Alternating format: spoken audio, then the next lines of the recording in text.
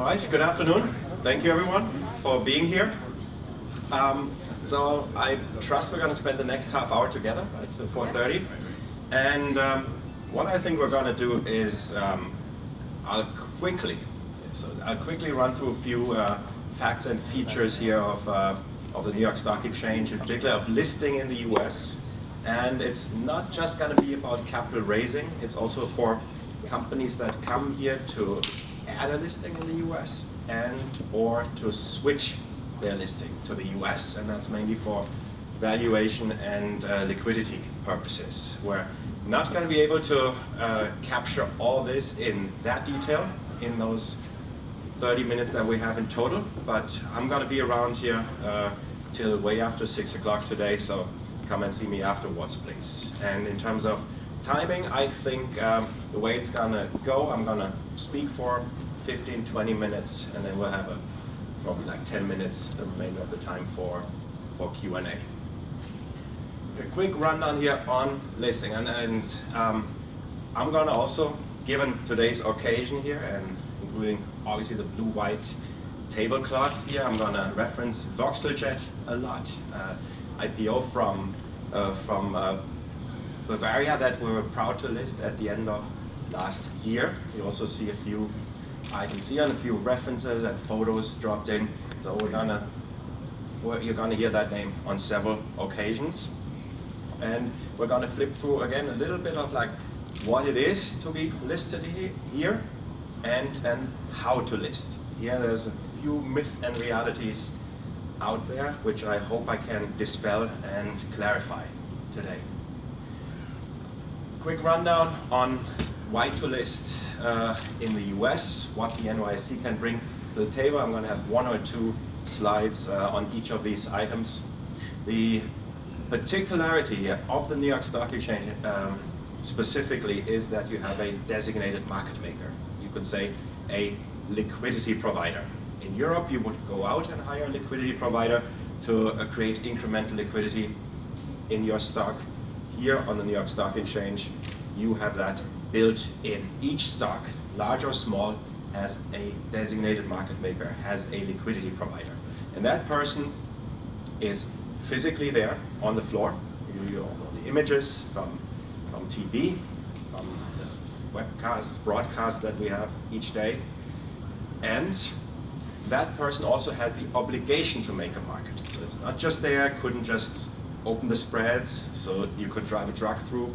No, in contrary, that person is there and has an obligation to make a market, and sort of like a little bit of a self-regulating mechanism. When a company lists in the US on the NYSE and comes to the starting line, it actually picks its designated market maker, and we put out the stats of who's participating how much in their stocks, and no one wants to be at the end of the table. So I mean, there's a self-regulating mechanism here where actually the liquidity providers are very, very active in your stock. Visibility, I just mentioned it, the broadcasts from the NYSE, and permanently, and probably here in the audience, you know, CNBC or you know NTV, N24, Deutsche Welle, who broadcast from the floor regularly, daily, permanently. So of those TV stations, we have 35 there that add up to 250 broadcasts a day.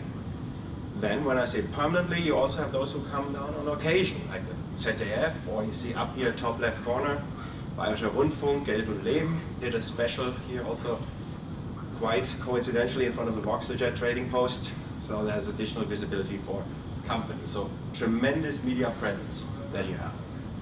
Liquidity, what's actually going on in the US in general, and again the NYSE in particular. Here a quick snapshot, the upper graph shows you the initial public offerings, the fresh capital raising, and where we are, not to brag about that today, where we are actually as large as the next 5 stock exchanges combined, but also the follow-on liquidity, follow-on offerings on the lower piece of the chart, and the depth of the market there. Again, any of these slides we could talk about in detail for probably 10-20 minutes. Quick comparison, us versus Nasdaq. So obviously, when you list in the US, you have a choice of market. Nasdaq traditionally may have had the majority of tech listings, which was for historic reasons solely attributable to the fact that we do have and continue to have higher numerical listing standards. If you go back far enough to the 1970s, I think the NYSE didn't even take IPOs. So you had to list elsewhere first, Nasdaq, Amex, Boston, Philadelphia, and then later on you could sort of graduate into the NYSE. So that has gone away. You could list with us, we'll talk about this later, starting with $200 million in market cap in our main segment. Here, that's more for your reference, a backdrop on what the distribution here is, also in terms of technology, TMT, in terms of size distribution, and actually how well diversified we are. Again, I mentioned I would make several voxeljet references. Voxeljet, a company under 500 million in market cap, that's actually a quarter of our companies. A quarter of the NYSE companies are under 500 million in market cap. Many people think of the SAPs and the IBMs and the Sonys, but there's obviously a totally different side to the story as well, where a quarter of our companies, again, are 500 million market cap and smaller. Numerous events that we do at the NYSE. I know in previous years we also hosted the German-American Chamber of Commerce's annual business outlook. So a lot of things we do to get the community together in many ways. For the IROs and CFOs, we have services here that actually we have to value those vis-a-vis the regulator, vis-a-vis the SEC. They actually add up to $60,000 a year. So a company that lists with us, despite the listing fees that we get of $40,000, $45,000 a year, actually gets services like real-time services, FactSet, Lion Shares, all of that, that actually in retail adds up to $60,000. So far my quick backdrop and literally rundown. How to get there, and now we're getting to the point where companies think of, okay, how can I actually list in the US? And some of the myths and realities may actually stem from the past, where some requirements may have existed that don't exist anymore, or where some perceptions are still out there. So very briefly on that slide, let me address a few items here. And things that stand out, I'd say the first bullet point up there, if you list in the US, you do not have to report on a quarterly basis. You have to report in a frequency that's required by your home country, meaning in Germany, semi-annually. Remember that the quarterly reporting often is imposed by index constituencies, index membership, including in the home country.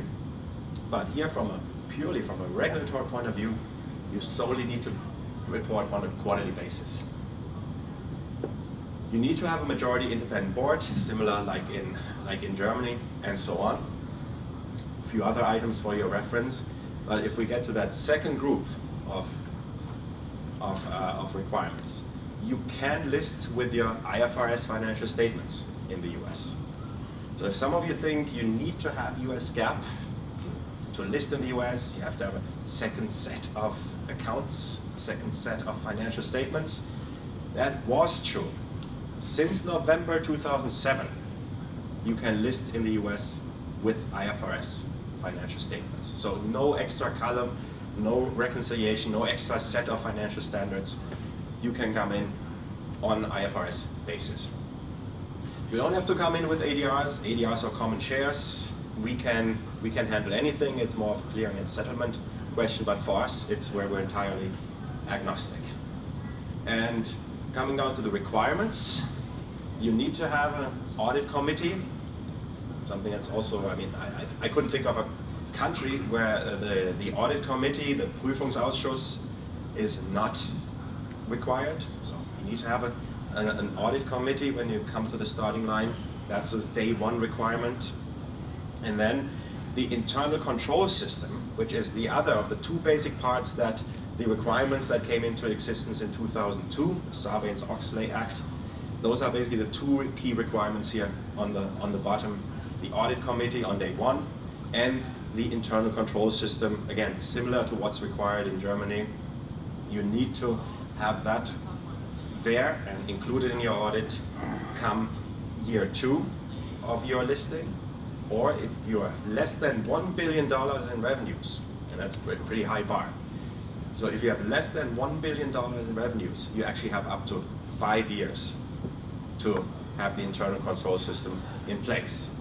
And here one thing, here Rudolf Franz, the CFO of Voxeljet, he said it's something he has targeted for year 2, year 3 to roll out. Obviously Voxeljet, less than $1 billion in revenues. He's pushed it out, he put it on his timeline for year 3. Oh, forward, imagine. A lot of small print, I don't know if that's going to be in the handouts or not, but what this boils down to, initial listing standards. I mentioned one of the 2 key items before already. So to list on the NYSE, on the main board, you need to have 3 years of profitability or 200 million in market cap when you come to the starting line. Obviously, Voxeljet over 200 million in market cap on day 1, so that was the way in. So 200 million market cap or 3 years of profitability. Also, when you have 200 million market cap, there's no operating history requirement. You could have 1 year, you could have 0, almost like a SPAC or cash shell, you could say. There's no operating history requirement once you have more than $200 million in market cap the moment you come to the starting line. That's what the small print here boils down to. I mentioned the NYSE main board. We also have a growth segment. It's called NYSE MKT. And there you can basically list starting with 40, 50 million in market cap. And that's also actively used by foreign companies. The recent listings there we had an Israeli company that came over to the US, raised $10 million with an 80 million market cap. We had a Danish company in the same size bracket. They actually just last week rang the opening bell, so a 50 million market cap. So again, it's not all large and mega caps, as some of you may think, sometimes even from the day-to-day press coverage and media coverage. A little bit in terms of costs, and that's our price scale here on the NYSE, and it's based on shares, on total number of shares. You probably don't have to go way beyond the first 3-4 lines.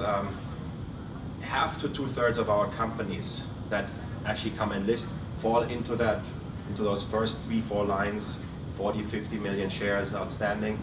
And there you could briefly see the initial listing cost is under $200,000 for us, and the ongoing listing cost is $42,000, $45,000. That's a flavor to give you in terms of what are the listing fees to the NYSE.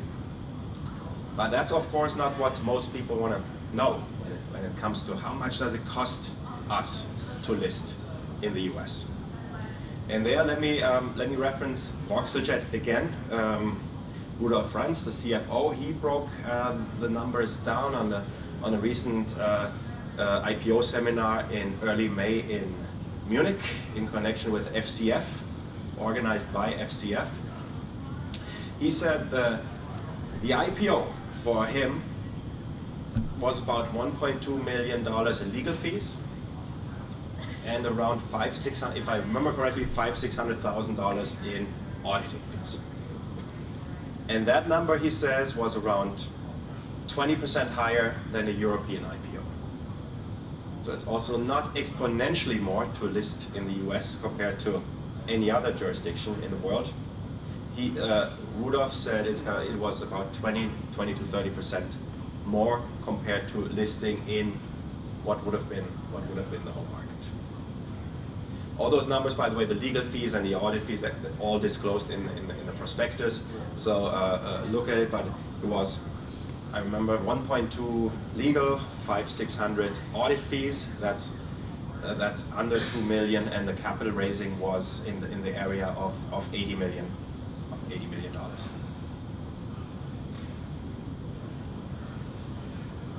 Again, as a summary, here, what I went through earlier. Here, Ingo and Rudy at the opening bell, and maybe with that, for the next 10-15 minutes, if there's any questions, I'll open it up for questions.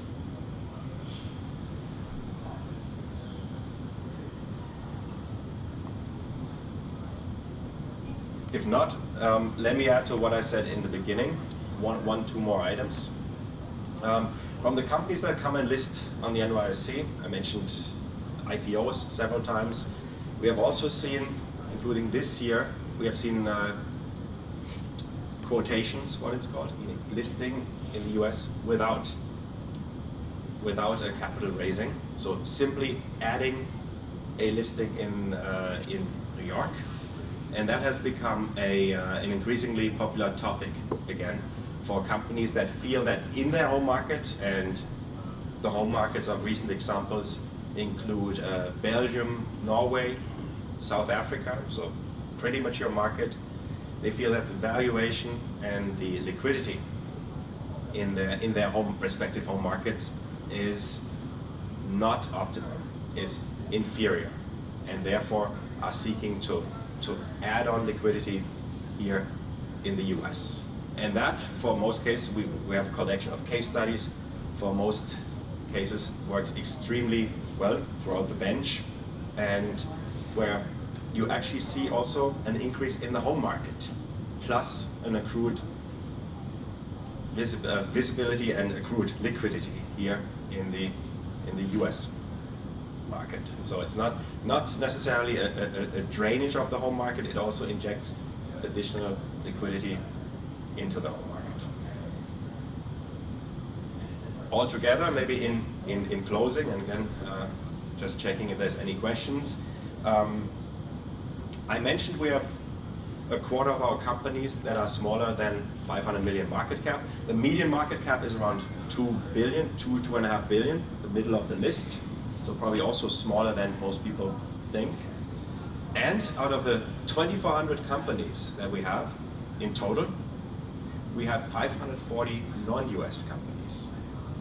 That's 20-25% non-US companies. And that is significant, and I also know from past media from almost 10 years ago, when some of the larger names withdrew from the US, be it from Japan, be it from Europe, be it from Latin America or Canada. That trend has clearly reversed. We have a net inflow of foreign listings, again evidencing the value proposition that we glanced over here today.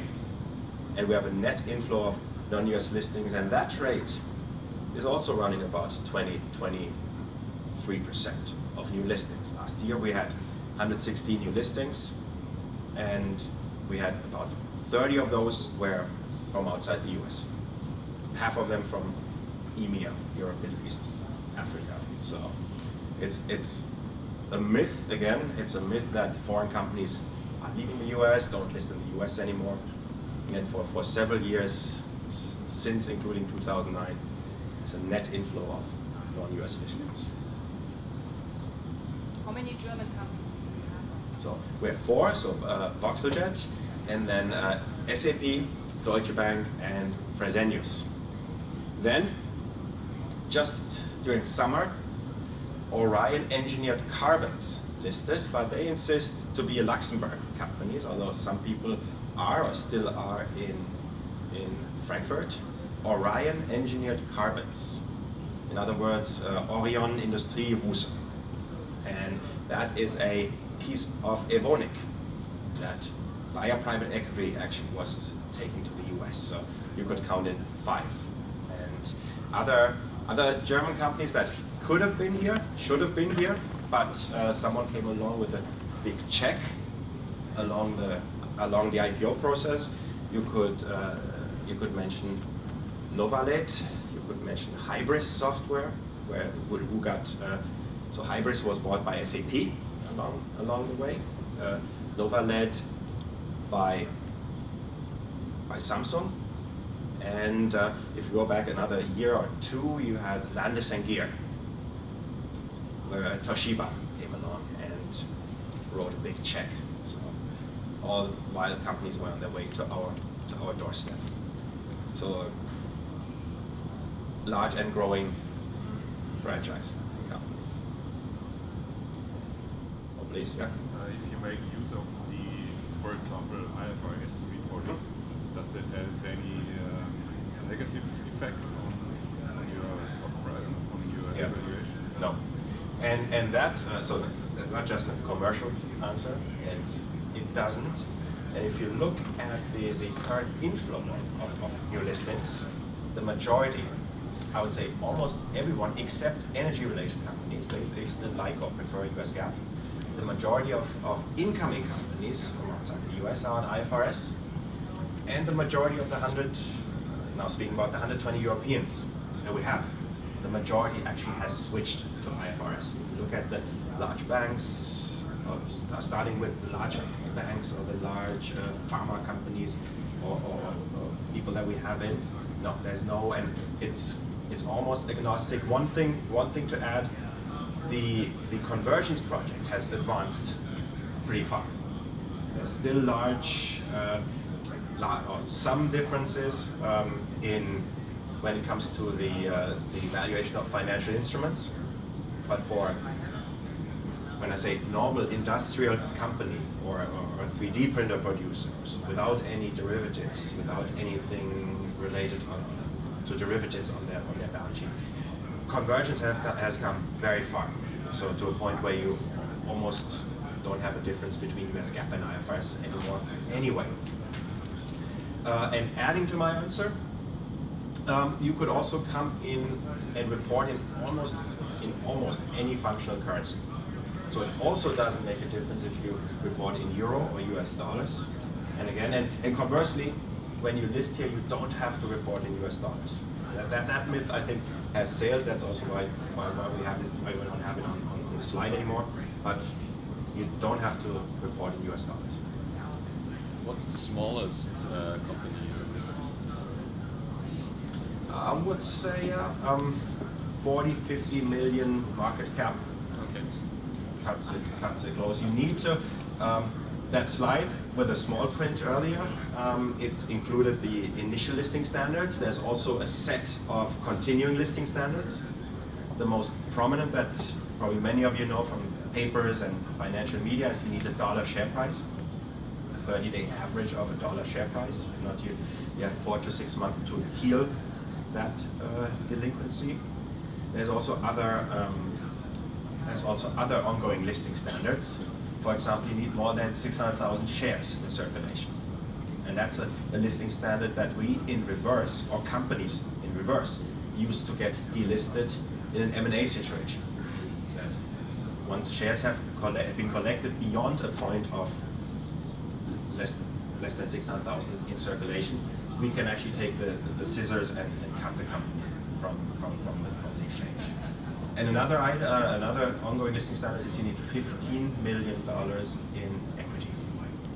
You need to maintain that, otherwise there's a healing period or some consultation involved. So there's a set of ongoing listing standards, and that also sets the standard. Then again, on our growth market, there's more flexibility where it goes to 5 or 10 million.